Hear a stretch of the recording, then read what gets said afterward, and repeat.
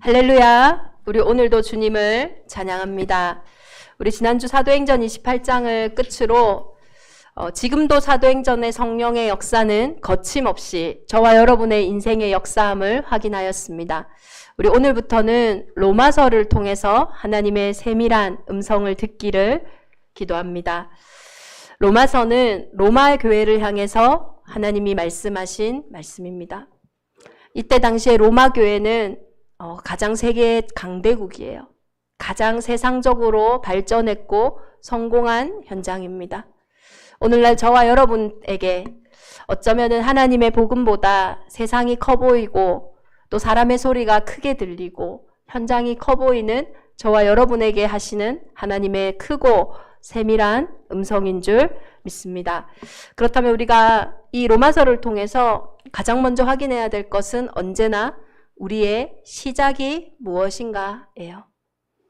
한 아이가 길을 가다가 발을 잘못 헛디뎌서 늪에 빠졌습니다.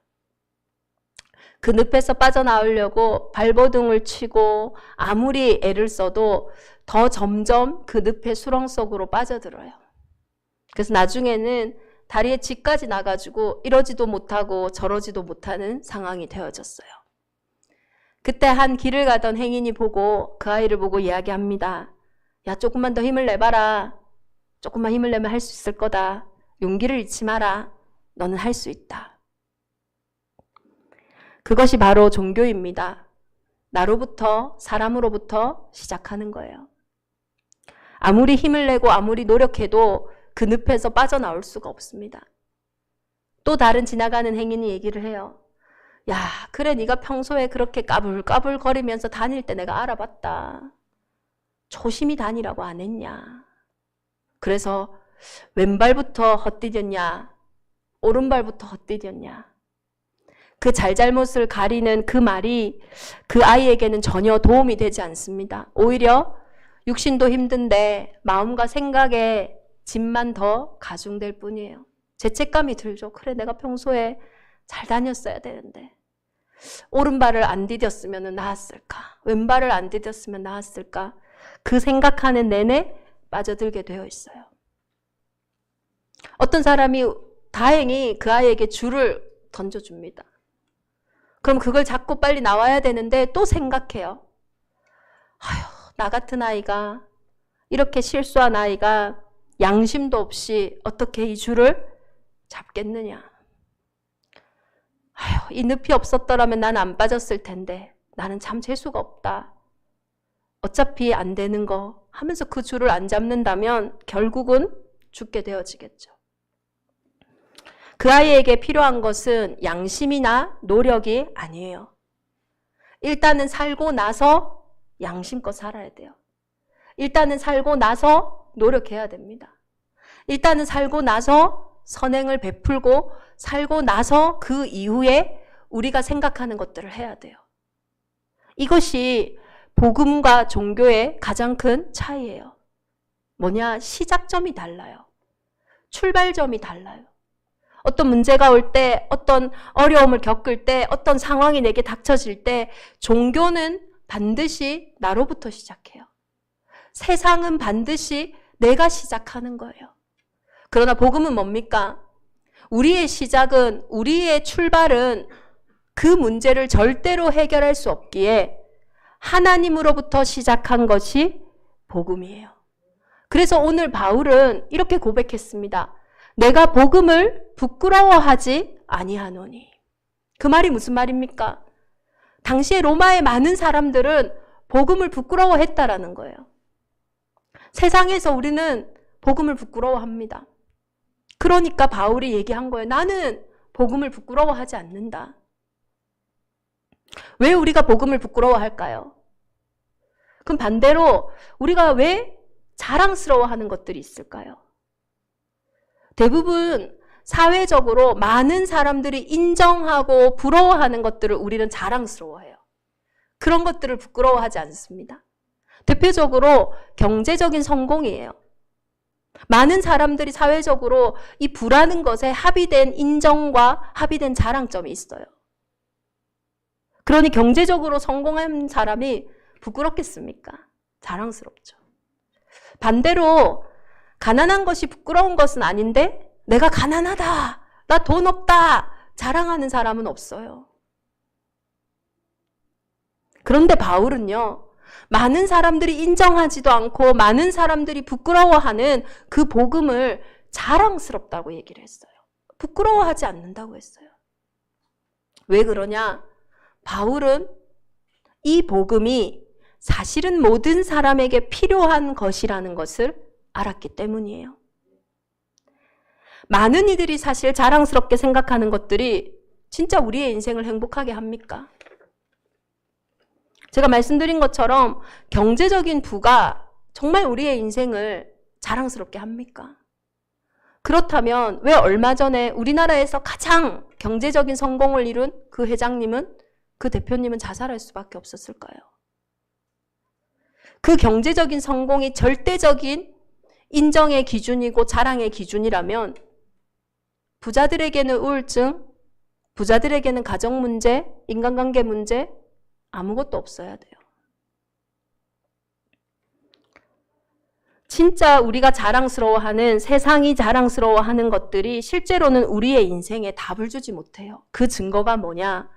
열심히 했지만 진짜 내가 혼자 있는 시간에 만족하십니까? 공허하고 허무한 거 있죠.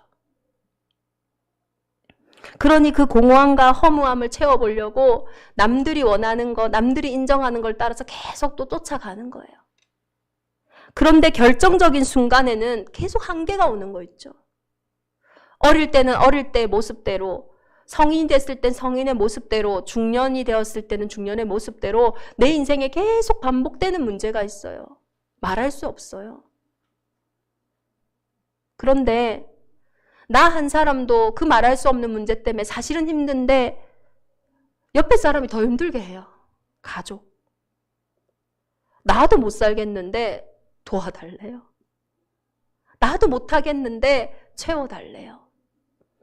특히 자녀 문제는요, 더 어떻게 할 수 없는 거예요. 부모님 책임을 져야 하는데 진짜로는 책임져 줄 수가 없거든요. 그런데 우리가 이 문제들이 어려운 이유는 뭐냐면은 해결될 기미가 안 보이기 때문입니다. 조금만 하면 해결될 것 같은데 이 일이, 반복되는 일이 끝날 것 같은데 끝나지 않고 계속되기 때문에 소망이 없어지는 거. 영원히 끝날지 않을 것 같은 그 어려움이 우리를 더 힘들게 만드는 거예요. 차라리 야, 이 문제 네가 이렇게 하면 1년 만에 끝난다. 2년 안에 끝난다. 3년 후엔 다를 거다. 이런 소망이라도 있으면은 이 시간을 어떻게 견뎌보겠는데 끝이 안 보이는 거예요. 이 문제만큼은. 이 문제만큼은 답이 없는 거예요. 거기에 계속 사건, 사고가 막 물려 일어나는 겁니다. 사람이 시작하는 종교가 절대로 해결될 수 없어요. 세상이 인정하는 것들이 절대로 그 문제를 해결해 줄 수 없습니다. 어릴 때는 우리가 생각해요. 좋은 대학을 가면 된다. 우리 영어교육도시에 이제 경사가 났어요. 하버드대 가는 친구가 생긴 거예요. 감사하죠. 좋죠. 그런데 그 이후에는요, 또 딴 거예요. 이제 취업을 잘해야지. 왜? 또 결혼해야 되니까. 그래, 결혼을 잘했어요. 그럼 어떡합니까? 자녀를 잘 낳아야죠. 잘 키워야죠. 자녀도 성공했습니다. 이제 행복한 노후를 보내야죠. 그런데 그 끝은 뭡니까? 한 번 태어난 인생은 한 번 죽는 거예요. 죽음이라는 절대 문제가 있다라는 것은 우리의 인생에 절대적인 근본적인 문제가 있다라는 거예요. 성경은 그것을 진단하고 있어요. 로마서 3장 23절에 모든 사람이 죄를 범하였음에 하나님의 영광에 이르지 못하더니, 바울이 무엇을 봤냐? 모든 사람에게 온 이 문제를 본 거예요. 그래서 바울은 얘기한 거예요. 헬라인이나 야만인이나 지혜 있는 자나 어리석은 자나 모든 사람에게 와 있는 문제, 그들 남녀노소를 불가하고 지역과 현장을 불가하고 모든 사람에게 와 있는 그 문제가 죄의 문제가 아니냐. 그래서 하나님을 떠난 문제 아니냐. 죄 안 지었는데요, 우리. 무슨 죄입니까? 요한복음 16장 9절에 진단하고 있습니다. 너희가 나를 믿지 않는 것이요. 여러분이 태어나실 때 응애하고 태어났지 예수 그리스도 하나님 하면서 태어나신 분이 없어요. 저와 여러분은 부모님에게 신앙을 들었건 아니면은 전도자를 통해 복음을 받았건 그것으로 인해서 믿음이 생긴 것이지, 태어나면서부터 모든 사람은 하나님을 떠난 그 죄 가운데, 믿지 않는 그 상태 가운데 태어난 거예요. 증거가 있습니다. 말씀드렸던 것처럼 죄의 삭은 사망이에요. 한 번 태어난다라는 거는 죽는다는 겁니다. 그래서 그 죄의 증거가 뭡니까? 태어난 연시를 따라서 우리가 운명사주 8자를 얘기하잖아요. 죄와 사망의 법에 매여 모두가 태어난 거예요. 그러니 그 죄 때문에 내가 원치 않는 문제가 내 인생에 들어오고 내가 생각하지도 못한 문제가 들어와요. 그러니 우리는 그런 것들을 보고 내 사주다, 내 팔자다, 운명이다, 저주다, 재앙이다 하는 거 아닙니까? 그런데 더 무서운 거는 죄를 짓는 자는 마귀에게 속한다고 분명히 기록되어 있어요. 마귀는 누구입니까? 요한복음 8장 44절에 거짓말쟁이요 거짓의 아비요 처음부터 살인한 자라고 했어요. 뭘 살인했냐?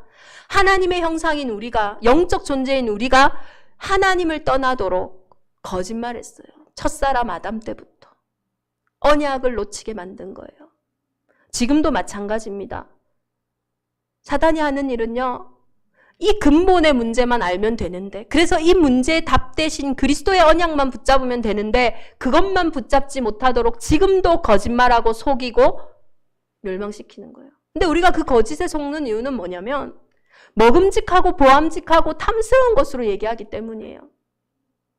저와 여러분이 뭐 취업, 경제 그게 좋아서 한 건 아니에요.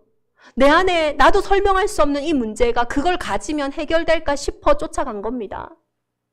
나도 나름대로 늑배 빠진 사람처럼 발버둥 친 거예요. 당연한 거 아닙니까? 그게 사단의 일이라는 거예요. 그렇게 거짓말로 허송 세월을 보내게 하는 거예요. 그 근본이 안 보이니까 잠시 해결되죠. 일시적으로 해결되죠. 잠깐 위로받죠. 그러나 제자리 걸음이에요. 우리가 드라마나 영화 같은 걸 보면요, 누가 처음부터 막 나쁜 걸 권합니까? 처음에는 막, 야, 우리 너무 기분 좋아, 한잔 하자, 막 이렇게 하는데 사실은 딱 이 마음엔 이 사람의 인생을 어렵게 하려고 계략을 탁 짜놓고 그 술 한 잔에 마약을 탁 타는 거예요. 그럼 이거 그냥 좋은 건지 알고 마셨는데 사건이 일어나고 그 인생이 결국은 지옥과 같은 상태로 되는 거. 그 좋은 건지 알았는데 거기에요, 마약이 들어있었던 거예요. 나는 좋은 건지 알고 쫓아갔는데, 나는 뭔가 답이 되는 줄 알고 쫓아갔는데 답이 안 되는 거 있죠. 왜요? 우리는 그것으로 답을 찾을 수 있는 근본이 아니기 때문이에요. 그래서 하나님이 시작하신 거예요. 우리의 근본에, 우리의 영혼에 생긴 영적인 문제로 온 가정 문제는 가족 모두가 노력해도 해결되지 않습니다. 우리의 영혼에 생긴 영적인 문제로 온 내 사회 문제는 계속 반복될 거예요. 내 개인에 숨겨져 있는 그 문제는 내가 아무리 노력해도 해결되지 않아요. 그것이 예수님이 이 땅에 오신 이유라는 거예요. 그것이 하나님의 성경에서 진단하고 있는 이 세상의 진단이라는 겁니다. 절대 해결이 안 돼요. 그래서 불치병이라고 하잖아요. 그래서 정신문제라고 하잖아요. 그래서 그냥 우리는 내 팔짱가 보다 하고 사는 겁니다. 그런데 그게요, 거짓말이에요. 길이 있는 거 있죠. 우리의 힘과 우리의 능력으로 할 수 없기에 하나님이 처음부터 약속하셨어요. 직접 처녀가 잉태하여 아들을 낳으리니 그 이름을 임마누엘이라 하리라. 여자의 후손으로, 사람의 방법이 아니라 하나님의 방법으로 그 문제를 해결하시겠다 하신 거예요. 하나님의 방법으로 우리의 인생을 회복하겠다고 하신 거예요. 그래서 저와 여러분에게 길이 안 보이는 그 문제 있죠. 도대체 답이 안 되는 그 수고하고 무거운 짐에 말씀하시는 거예요. 예수께서 이르시되 내가 곧 길이요 진리요 생명이니 나로 말미암지 않고는 아버지께로 올 자가 없다. 그래서 예수님이 그리스도요, 우리의 인생의 참 선지자가 되신 거예요. 그리고 이분이 사람으로 오신 이유는, 하나님의 방법으로 오신 이유는 뭡니까? 마가복음 10장 45절에 내가 인자가 이 땅에 온 것은 섬김을 받으려 함이 아니다. 내가 하나님인 거 자랑하려고 온 게 아니다. 내가 오히려 너희를 섬기러 왔다. 어떻게 해요? 십자가에서 저와 여러분의 죄의 문제를, 저와 여러분이 태어날 때부터 가진 그 원죄를 완전히 해결하신 거예요. 그래서 그리스도 안에는 결코 정죄함이 없어요. 왜요? 아세요? 그 문제 내가 해결 못하는 거. 그래서 오셨잖아요. 그래서 정죄함이 없습니다. 그리스도 예수 안에 있는 자에게는 결코 정죄함이 없나니 생명의 성령의 법이 죄와 사망의 법에서 너를 해방하였습니다. 그러나 하나님의 시작이 아닌 다른 것들은 계속 우리를 정죄해요. 계속 수고하고 무겁게 죄책감을 지게 만드는 거예요. 참 제사장 대신 그 십자가의 사랑으로 자유함을 얻고 일단 살고 나서 가는 그 은혜가 대정임마누엘 온 교회에 있기를 예수 그리스도 이름으로 축원합니다. 다음 주는요, 부활주일입니다. 예수님은 참 사람으로 오셔서 우리의 모든 연약함을 동정하셨지만, 세상의 모든 것들을 이기시고 승리하셨지만, 사람이지만 하나님이라는 그 놀라운 비밀을 증거하시기 위해 지옥 권세, 사망의 권세를 이기시고 부활 승리하신 거예요. 그래서 그리스도는 참 왕이신 겁니다. 예수가 그리스도 되시는 그 인생의 모든 사역은요, 저와 여러분의 인생의 근본을 회복하는 길이라는 거예요. 그래서 구원받았다라는 거는 다 받은 거예요. 이제 시작하면 됩니다. 무엇으로요? 더 이상 내 것이 아닌 하나님께 받은 그것으로 시작하는 거예요. 그래서 바울은요, 너무 자랑스러운 거예요, 이 복음이. 내 문제 해결도 못하는데 내 문제만 아니라 이 문제는 알고 봤더니 모든 사람의 문제였네. 그 답을 가졌으니까요. 그래서 바울은 빚진 자라고 한 거예요.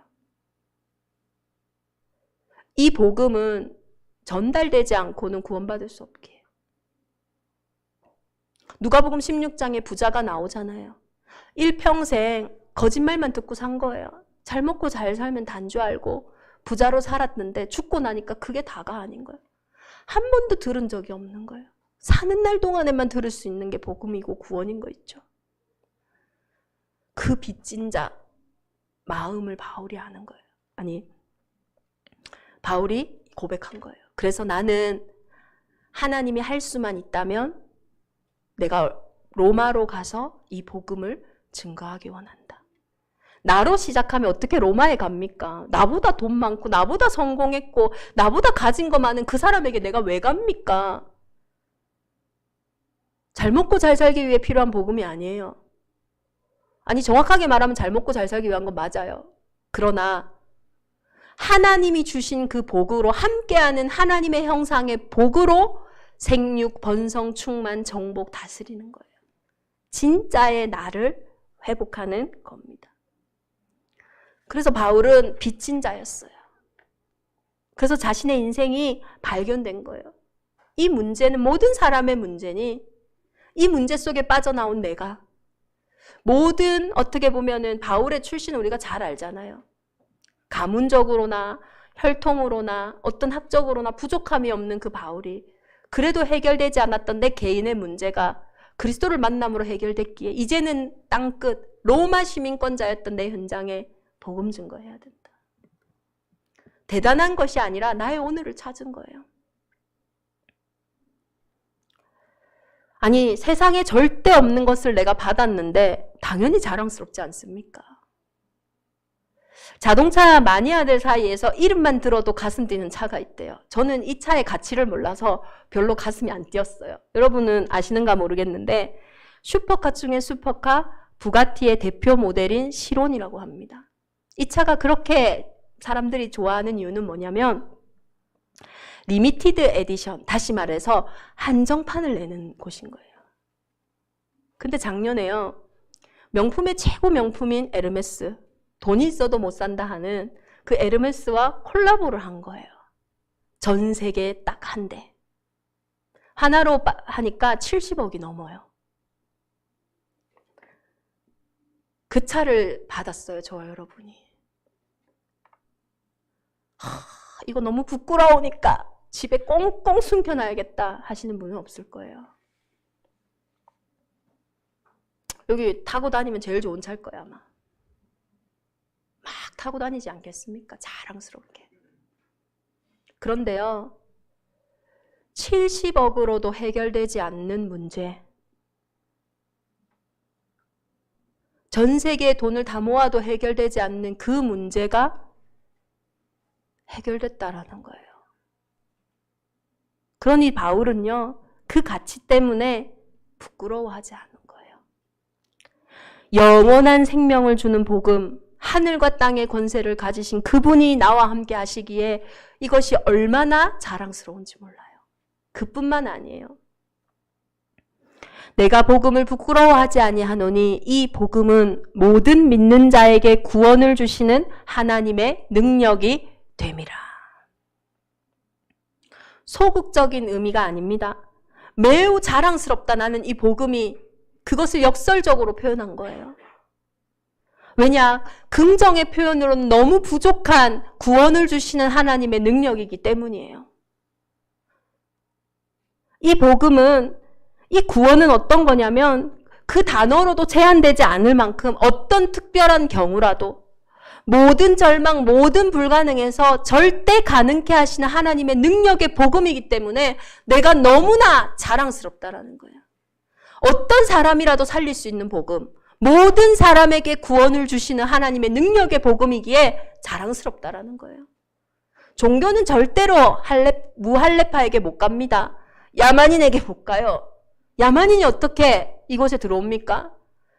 야만인이 어떻게 그 일을 합니까? 절대 못해요. 그 능력을 얘기하는 거예요. 그러니 최악의 경우라도 상관없어요. 정말로 능력의 복음을 가진 저와 여러분이라면 지금 내 인생의 최악의 경우다, 이 상황은 절대 안 될 것이다, 그게 속는 거예요.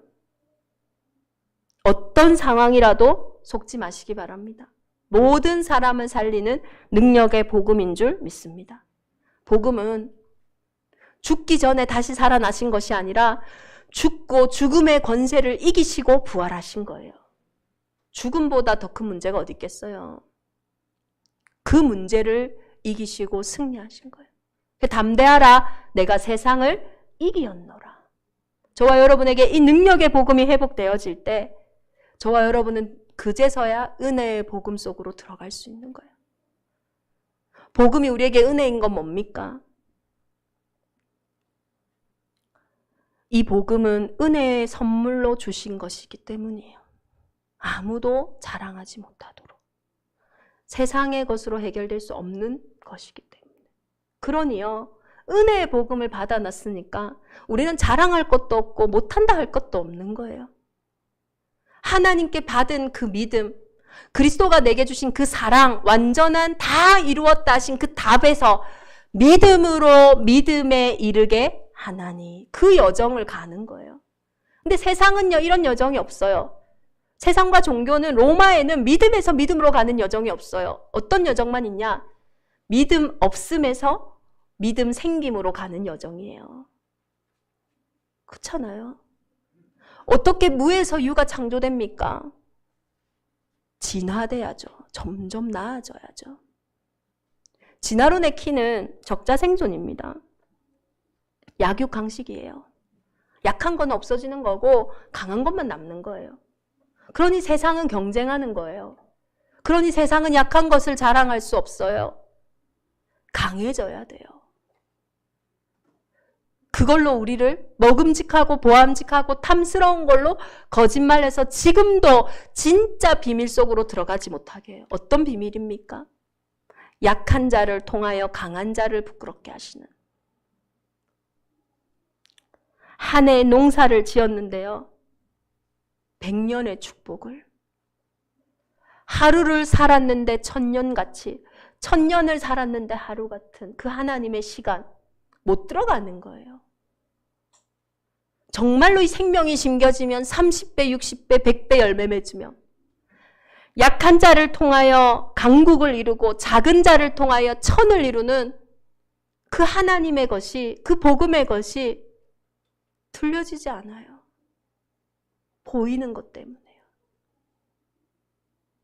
하나님이 저와 여러분에게 은혜로 오늘 이 복음에 나오는 하나님의 의로 이 믿음의 여정을 가게 하신 줄 믿습니다. 감사한 것은 복음에는 하나님의 의가 나타나서 내 능력에서 하나님의 의가 나타나는 게 아니라 내 지혜에서 하나님의 의가 나타나는 것이 아니라 내 과거의 경험에서 내 오늘의 현실에서 내 미래의 정확한 그림에서 의가 나타나는 것이 아니라 복음에는 하나님의 의가 나타나서 믿음에 이르게 하나니 오직 의는 믿음으로 말미암아 살리라. 이 여정에 하나님이 저와 여러분을 부르신 줄 믿습니다. 복음으로 시작했던 초대교회가 예수가 이단이기 때문에 그 이단의 괴수를 따라가면 완전히 사회로 격리되고 죽게 되었던 그 초대교회가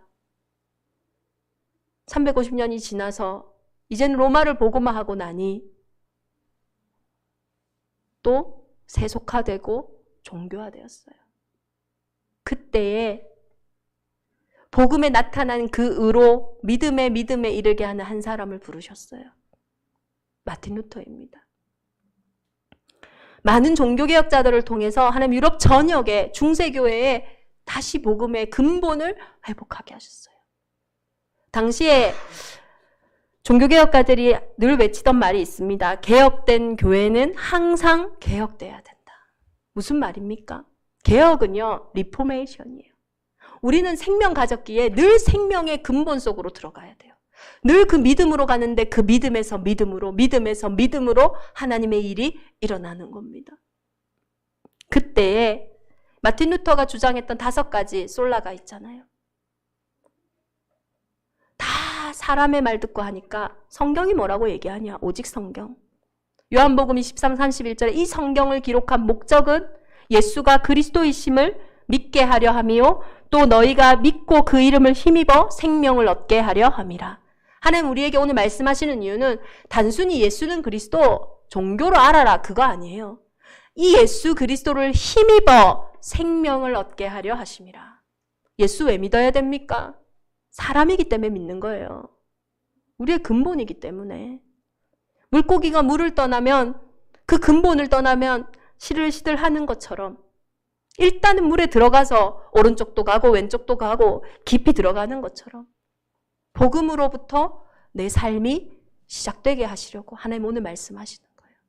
그 성경이 말하고 있는 복음, 그래서 오직 복음, 오직 그리스도를 마틴 루터는 얘기했어요.